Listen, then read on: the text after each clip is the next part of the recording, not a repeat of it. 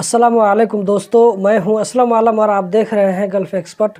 Qatar में ये company किस तरह है, इन कंपनियों से वीज़ा लेना ठीक रहेगा या नहीं। दोस्तों, आज की वीडियो में हम इसी के बारे में बात करने वाले हैं, क्योंकि मेरी हर वीडियो के नीचे में 5 से 10 कमेंट ऐसे ही मिलते हैं। इसका जवाब मैं आप लोगों को 2 से 3 लाइन में दे सकता हूँ, लेकिन मेरी कोशिश होती है कि पूछने वाले बंदे को पूरा जवाब दूं।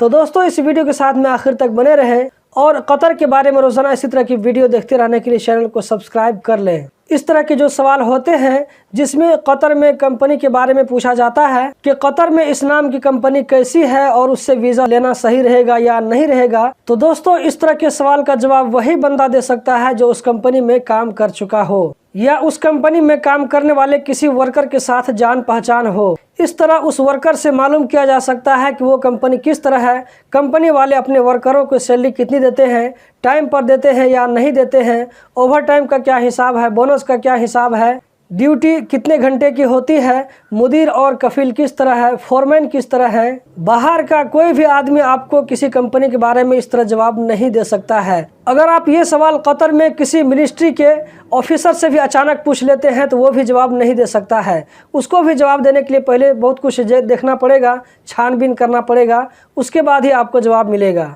अगर आपको मालूम करना है कि कतर में कोई कंपनी किस तरह है, तो आप अपने बंदे को उस कंपनी में भेज करके मालूम कर सकते हैं। वो बंदा जाकर उस कंपनी के वर्कर से बात करेगा, किसी वर्कर से बात करेगा, उसके बाद में इस तरह की इन्फॉर्मेशन आप तक पहुंच सकती है। फिर वो बंदा आपको बता सकता है कि आपके लिए इस कंपनी में आना सही रहेगा या नहीं रहेगा। जब किसी कंपनी के खिलाफ में उसके वर्कर कंप्लेन लेकर के लेबर मिनिस्ट्री में पहुंचते हैं, तो लेबर मिनिस्ट्री वाले को फिर मालूम पड़ता है कि फला कंपनी में क्या चल रहा है, वरना लेबर मिनिस्ट्री को भी इससे पहले मालूम नहीं पड़ता है। अगर पहले से मालूम पड़ जाए तो लेबर मिनिस्ट्री वाले उस कंपनी को नोटिस भेज करके ठीक करवा सकते हैं। लेबर मिनिस्ट्री वाले कंपनी की 2-4 चीज़ों पर ज़्यादा ध्यान देते हैं।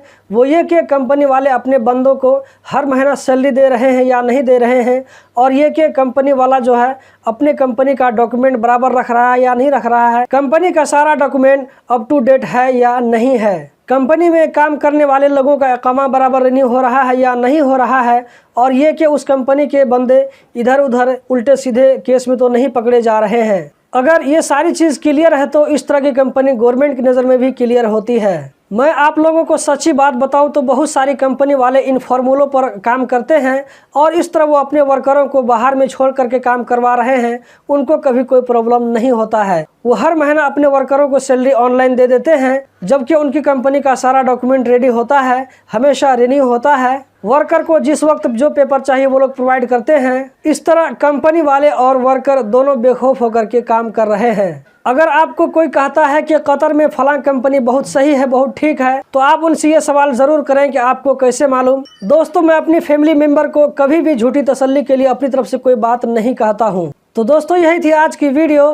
कतर के बारे में रोज़ाना इसी तरह की वीडियो देखते रहने के लिए चैनल को सब्सक्राइब करें, वीडियो को लाइक करें। इस वीडियो को देखने का बहुत बहुत शुक्रिया।